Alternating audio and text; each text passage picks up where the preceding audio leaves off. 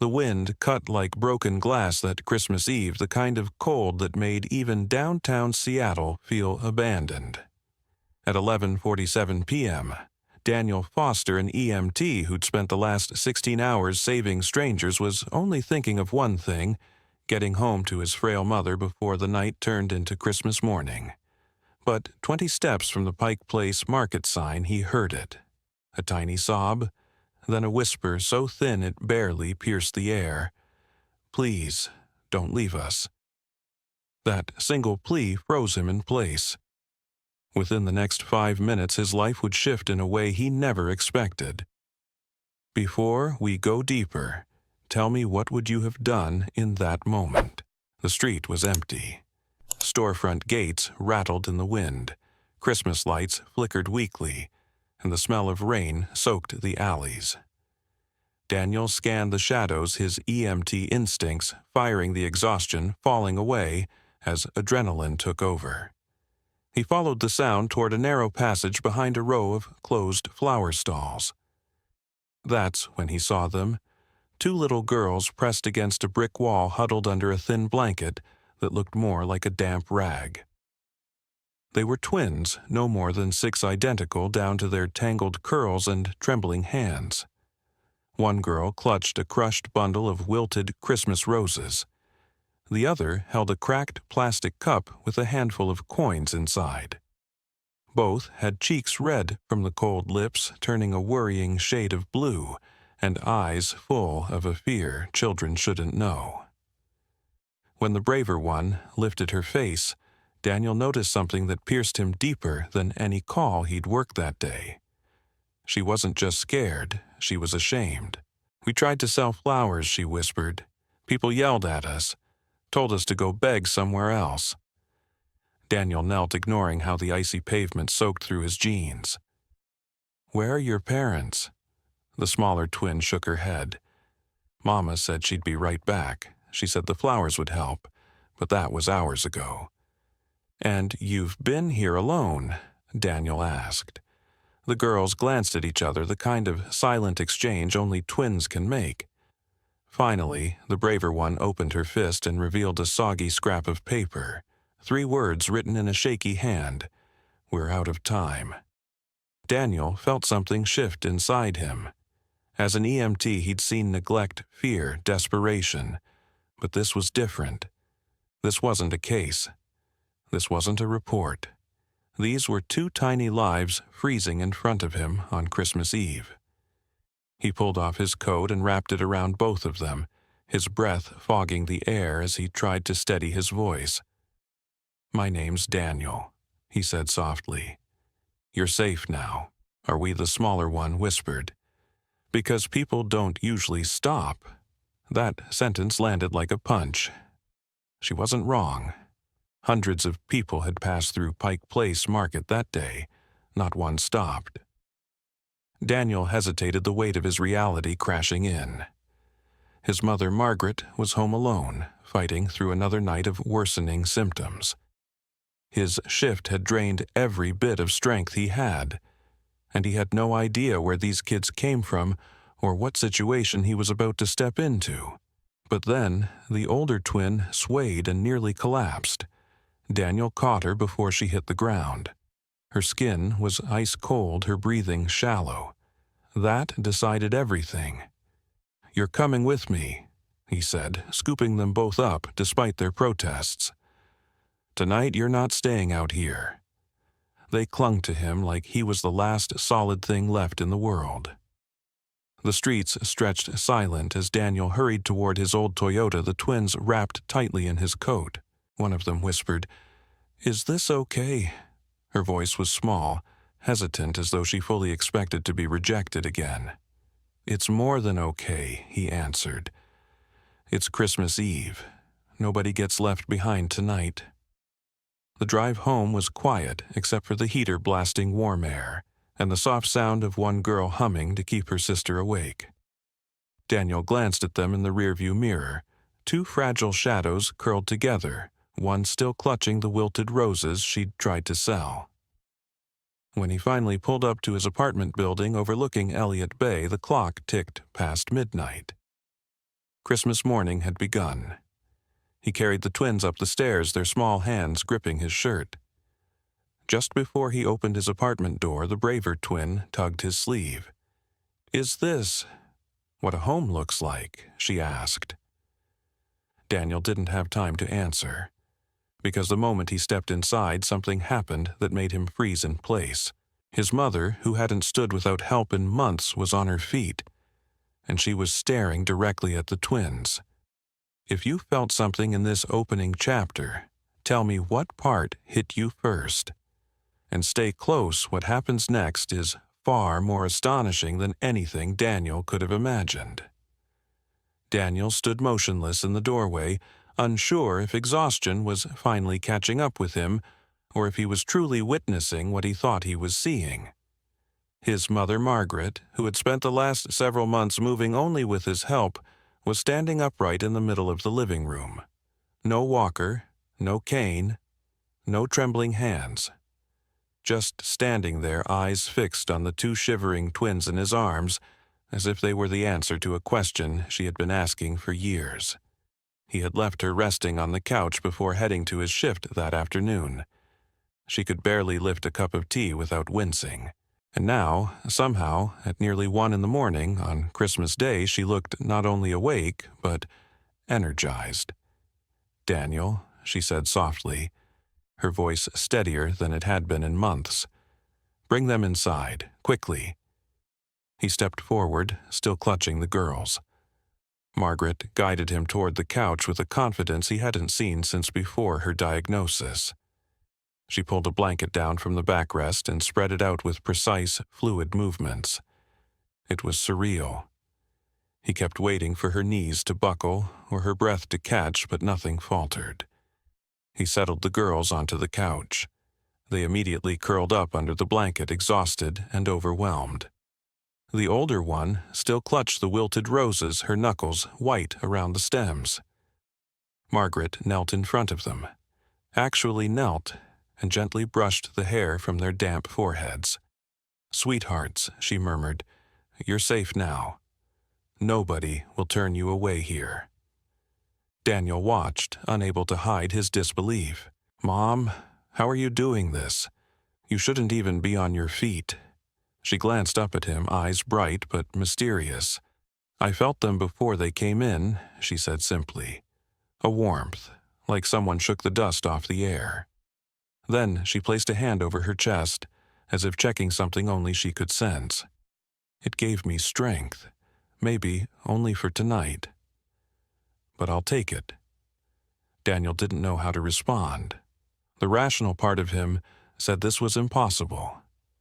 The emotional part, the part exhausted by caring for her, worrying about her losing sleep over her wanted so badly to believe the moment was a blessing. A small miracle tucked inside a long, painful year. The girls stirred. The braver twin blinked up at Margaret. "We didn't mean to bother you," she whispered. Her voice cracked. "We can stay on the floor." "No," Margaret said immediately. "You stay right there. I'll warm some milk." She stood again with no help and headed to the kitchen. Daniel followed her, unable to ignore the shock building in his chest. "Mom, sit down. Let me handle it." She shook her head lightly. "Daniel, when was the last time I moved like this?" There was no denial in her tone, no confusion, only clarity. He didn't answer. He didn't have to. They both knew this wasn't normal. While she warmed the milk on the stove, Daniel stepped into the living room to check on the girls.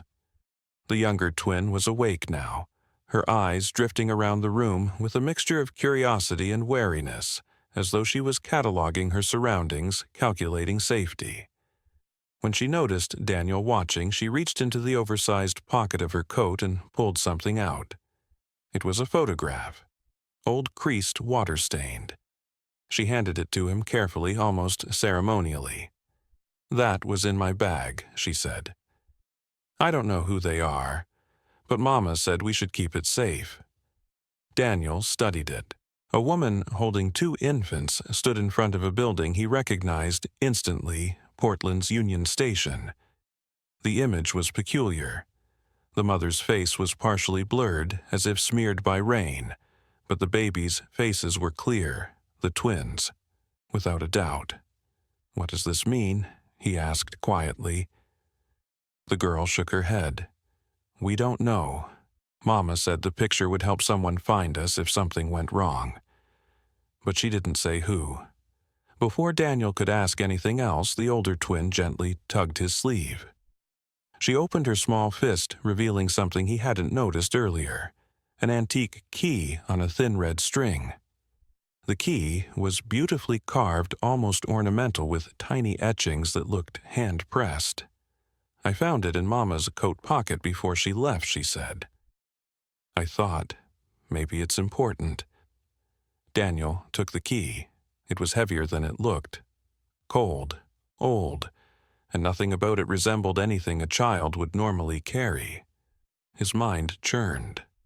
A cryptic note, a photograph, a key. Two girls abandoned in the cold, and his mother suddenly moving like the weight of her illness had lifted. Margaret returned with mugs of warm milk. She gave one to each girl, her smile full of a tenderness Daniel had nearly forgotten she could show. The girls drank eagerly, both relaxing for the first time since he'd found them. "Sleep," Margaret whispered, brushing their hair once more. Christmas morning should never hurt. As the twins drifted off, Daniel pulled his mother aside. "Mom, something's not right. These girls, they're connected to something bigger. That note, the picture, this key." Margaret squeezed his hand. "I know. But whatever brought them to us tonight, we can't turn away from it."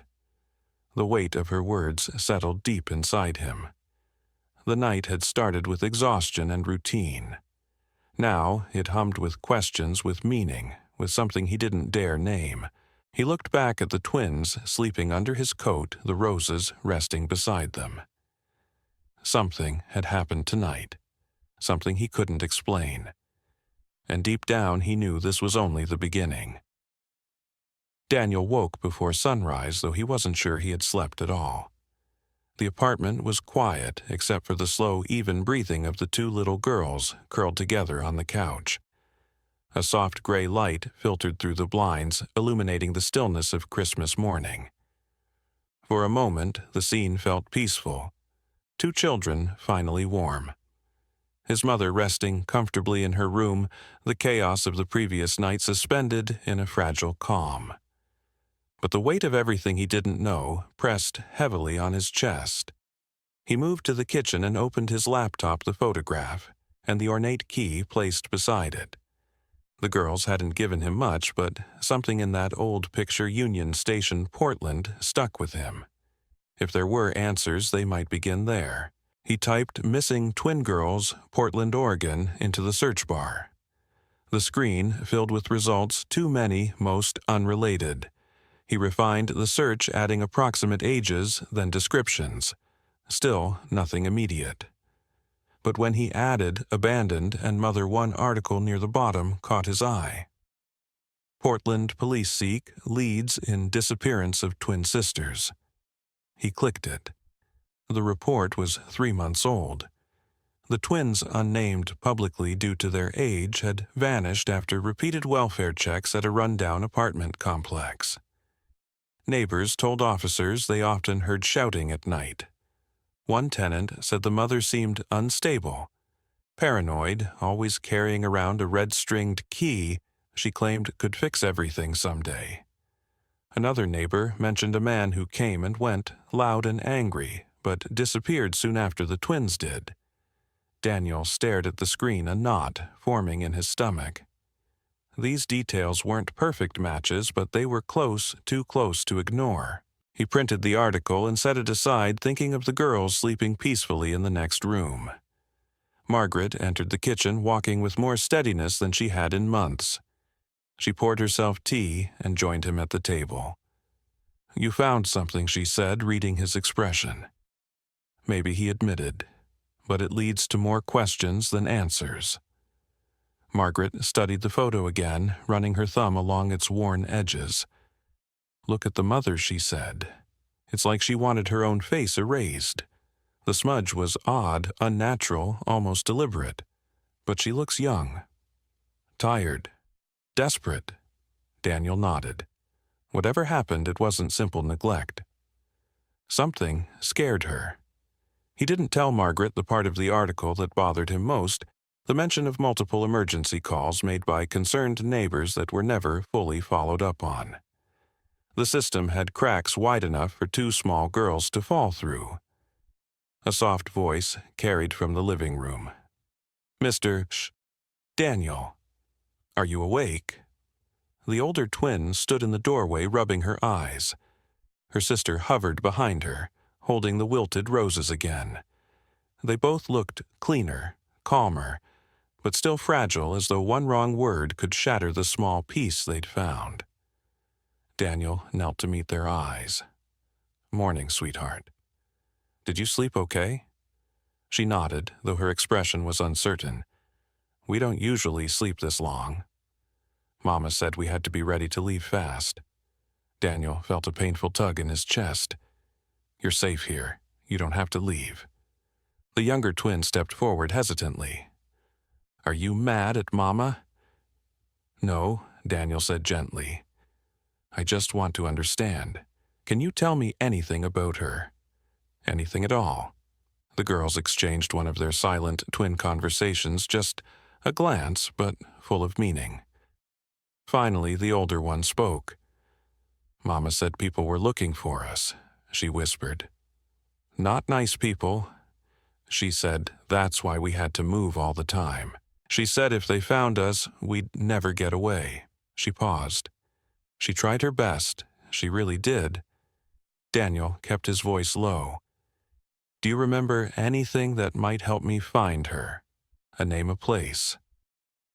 The younger twin suddenly reached for the hem of her oversized coat, pulled it up slightly, and revealed faint bruises along her ribs, yellowed healing. "She didn't do this," the girl murmured, quickly, almost pleading. "Mama didn't hurt us. It was someone else." Daniel swallowed hard as the pieces began fitting together. A frightened mother, a dangerous man, a family constantly on the run, and two little girls who were forced to grow up far too quickly. He shifted the conversation gently. "Do you know what the key is for?" he asked, holding it up. The older twin shook her head. Mama kept it always. Even when she forgot things. She didn't forget that. "Did she ever say anything about Portland?" he asked. "That's where we lived before," she said softly, "before we had to leave in the middle of the night." Daniel sat back stunned. That vague article from Portland was looking less vague by the second. He promised himself he'd contact authorities later that day, but right now, the girls needed safety, not an interrogation room. And if someone dangerous truly was looking for them, dropping them back into the system without clarity felt reckless. Margaret crouched down beside them, placing a gentle hand on each girl's shoulder. "Sweethearts, Daniel will help figure everything out. But right now, you need breakfast. No secrets, no fear, just food." The girls nodded, and for the first time the younger twin allowed herself a small smile. As Margaret guided them to the table, Daniel's phone buzzed. A text from a colleague at the EMT station. "Saw you near Pike Place last night. Everything okay? Heard police are investigating something in that area this morning." Daniel's heart tightened. Investigating what, and did it involve the twins? He looked at the door, at the photograph, at the key, and then at the girls eating cautiously with his mother. Something in their past was far darker than he'd imagined, and whatever it wasn't done with them yet. Christmas afternoon unfolded with a strange quiet that made Daniel uneasy. The twins stayed close to Margaret, helping her fold napkins and decorate a small plate of cookies. Their laughter, soft and tentative, should have eased him. Instead, the sound tightened something inside his chest. Peace wasn't supposed to feel borrowed. It wasn't supposed to feel like this. He kept checking the window overlooking the street below. The message from his EMT colleague hadn't left his mind police investigating something near Pike Place Market. He didn't know if it connected to the girls, but he couldn't shake the possibility. By early evening, the sky darkened again, snow falling in gentle sheets. Margaret settled the girls in the living room with a Christmas movie while she prepared tea. Daniel stepped into his bedroom phone in hand, dialing a detective he occasionally worked with during emergency calls. The man trusted him, or at least respected him. Detective Alvarez, the familiar voice, answered. "This is Daniel Foster," he said quietly. "I heard you had a scene near Pike Place last night." There was a short pause. "We found a woman unconscious behind one of the market stalls," Alvarez said. "Severe hypothermia, possible assault. No ID on her. Still unconscious. Why? Something you know." Daniel swallowed, his pulse quickening. "Was she alone for now?" Alvarez replied. "Why do you ask?" Daniel hesitated. He couldn't risk the twins being taken away prematurely, not without knowing exactly who was after them. "Just checking," he said finally. "Thank you." He hung up. The room suddenly felt too small, too silent. He grabbed a sweatshirt, trying to calm his breathing before returning to the living room.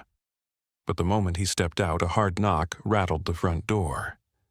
Margaret froze in the kitchen. The twins ducked behind the couch in instinctive fear, their eyes wide. Daniel motioned for them to stay low, then approached the door carefully, peering through the peephole. A woman stood outside, drenched from melted snow hair hanging in tangled ropes. She was young, maybe early 30s, with sharp, frantic eyes. Her hands trembled against the doorframe. She looked exhausted, unstable, and familiar. Daniel cracked the door only an inch. "Can I help you?" Her voice cracked, raw and desperate. "I know they're here, my girls. Please, let me see them." He gripped the door tighter. "Who are you?" "I'm their mother," she whispered. "My name is Hannah." One of the twins let out a tiny sound, something between a gasp and a cry. It sliced straight through Daniel. He turned, seeing the older sister clasping her hand over her mouth. He opened the door a little wider, but only enough to block the woman's attempt to push through. "You abandoned them," he said, fighting to keep his voice steady. "They were freezing in the street. If you're their mother, why would you leave them alone like that?" Tears flooded her eyes. "I didn't leave them. I hid them. I was being followed. I thought if I led him away, they'd be safe." She pressed her hand against her forehead, shaking. "I never meant to be gone so long. I didn't mean for them to think." Her voice collapsed under its own weight. Margaret joined Daniel at the door, leaning heavily on the frame, but standing on her own. "What's your proof?" Young lady Hannah reached into her coat and withdrew a folded paper. A birth certificate, 2 names handwritten the same date. It was real. Old, worn, stained, but real. Daniel's breath left him in a long, silent exhale. Behind him, the girls peeked over the couch. The older one whispered, "Mama." Her voice trembled with fear, longing, and disbelief. Hannah's knees buckled as soon as she heard her daughter's voice. "Baby, sweetheart, I'm right here." Margaret gently touched Daniel's arm. "Let them talk," she murmured. He stepped aside slowly. Hannah didn't run to them. Instead, she sank to the floor by the doorway, as if afraid approaching too quickly might shatter the fragile moment. The twins inched forward. One step, another. Then the smaller one broke into a sprint and threw herself into her mother's arms. The older followed, sobbing, into Hannah's neck. Their embrace was a tangle of relief and pain, a reunion both fragile and fierce.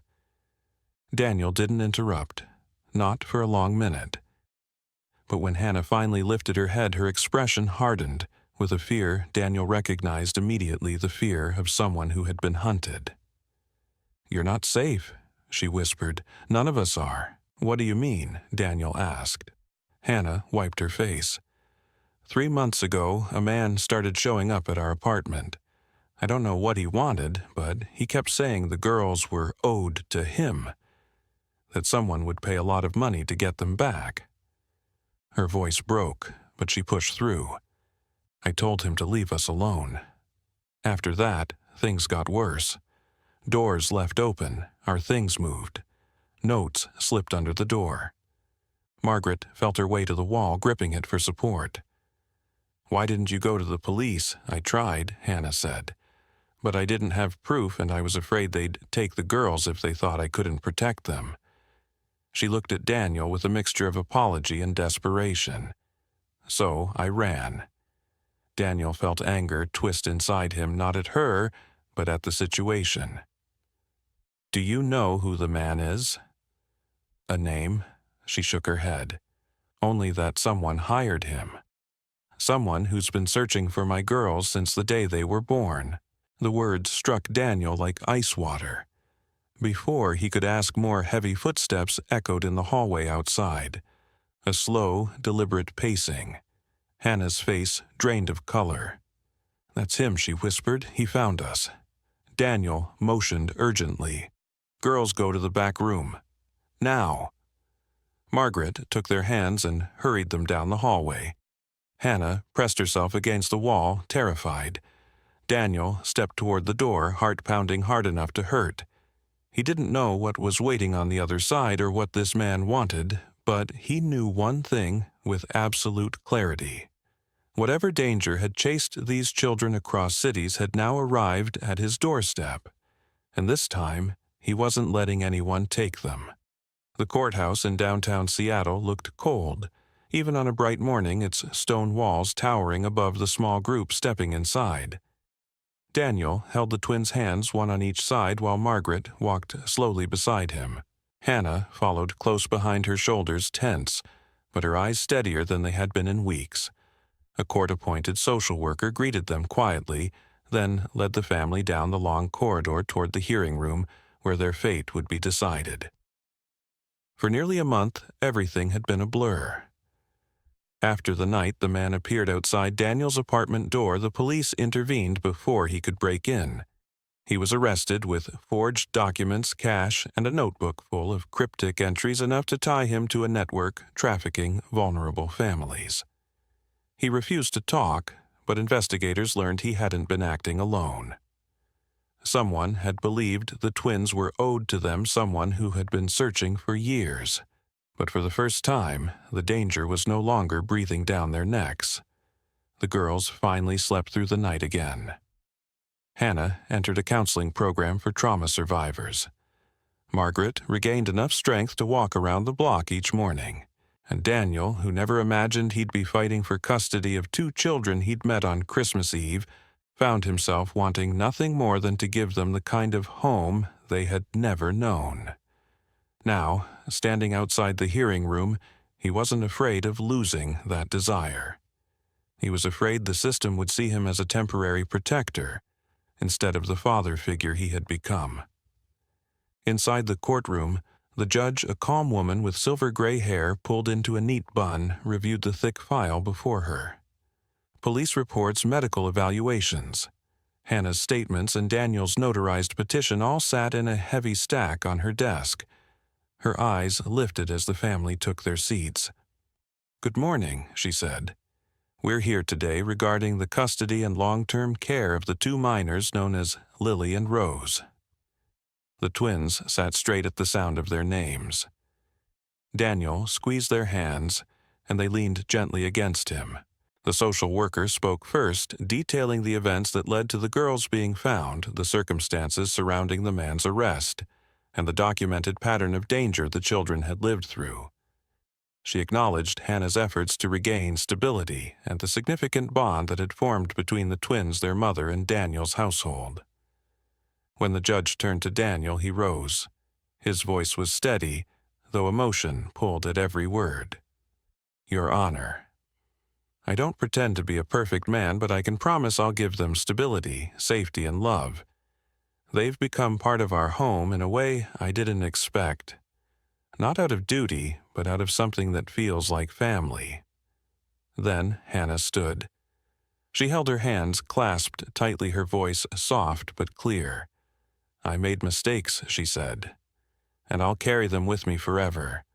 But I want my daughters to have what I couldn't give them alone.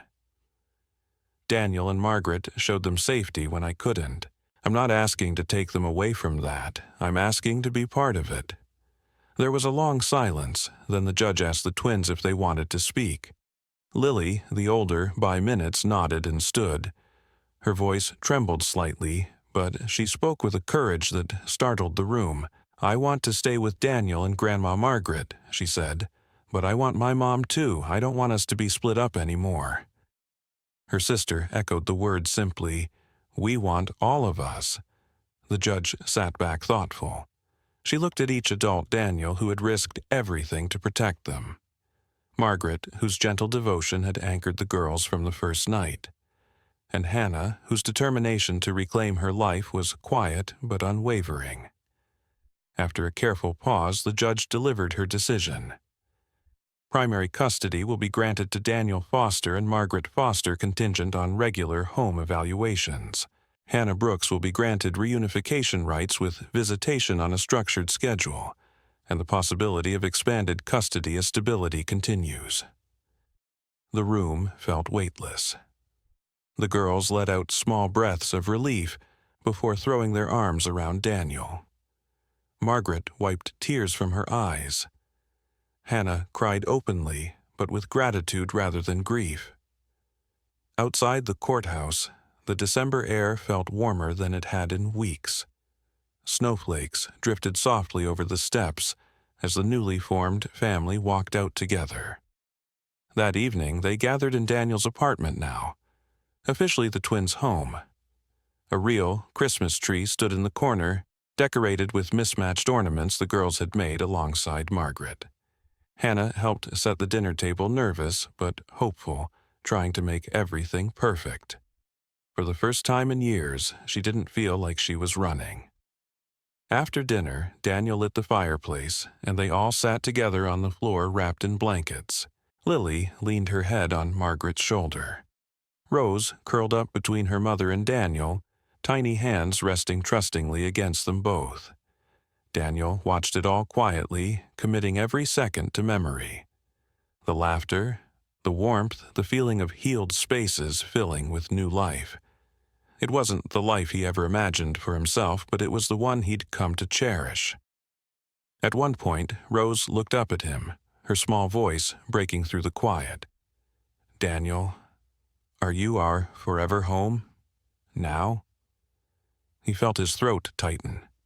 Margaret touched his hand. Hannah nodded through tears. "Yes," he said softly, "forever, sweetheart."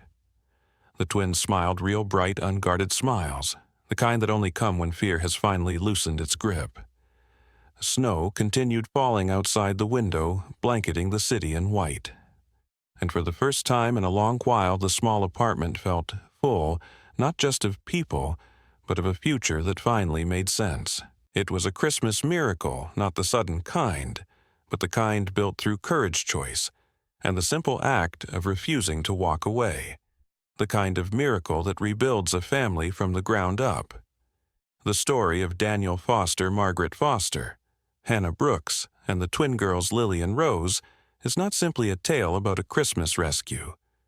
It is the journey of 5 lives unexpectedly braided together by hardship, hope, and the courage to choose compassion even when the future is uncertain. When Daniel first stepped into that freezing Seattle alley on Christmas Eve, he had no idea that his life was about to transform. He wasn't searching for purpose or family, he was just trying to get home after a long shift. And yet, when he heard 2 frightened voices in the dark, something inside him refused to walk away. That single choice, one moment of instinctive kindness, became the spark that rebuilt 5 different lives. As the nights unfolded, Daniel learned that the twins weren't simply cold or hungry. Lily and Rose carried invisible scars, emotional, physical, and deeply rooted in years of instability. Their fear of being a burden, their silence during meals, their flinching at sudden sounds, All of it told the story of children who had survived too much. What Daniel didn't expect was how quickly they began to trust him and Margaret. Their small hands clinging to his sleeve, their quiet voices asking if they could stay, their growing laughter echoing through his living room. These were the signs of healing that surprised him more than anything. Margaret, once frail and exhausted from her own health battles, experienced an awakening she never saw coming. Caring for the girls gave her energy she hadn't felt in years. She found reasons to get up early, cook warm breakfasts, read stories at night, and fix up the old apartment to make it feel like a home for 3 generations. The twins brought light into her life at a time when she feared she was slowly fading.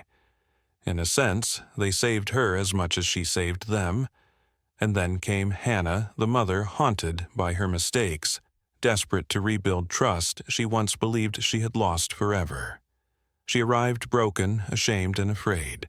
But step by step she chose the harder path, facing her past, entering recovery, attending counseling, and admitting that her daughters deserved more than she could offer alone. Her humility became the turning point not just for her, but for the entire family. Instead of clinging to old patterns, she opened herself to partnership, forgiveness, and slow rebuilding.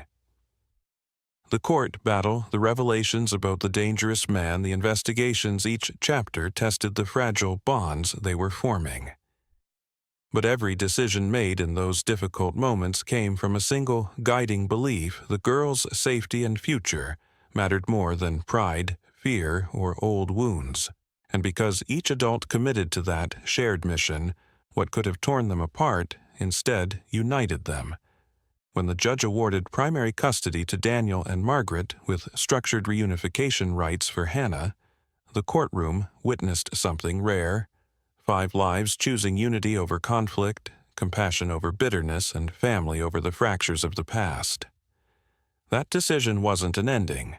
It was the beginning of a new, unconventional, beautifully imperfect family.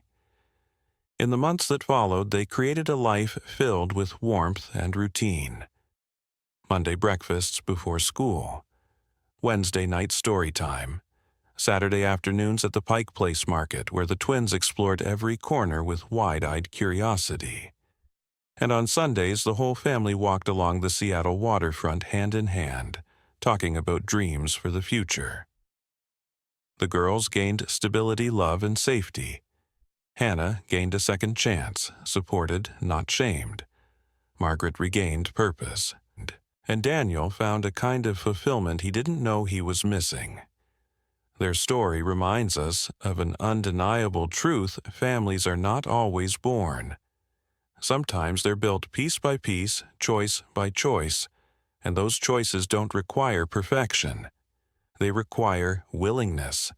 The willingness to show up, to listen, to forgive, to brave uncertainty, to put a child's needs above one's own fear.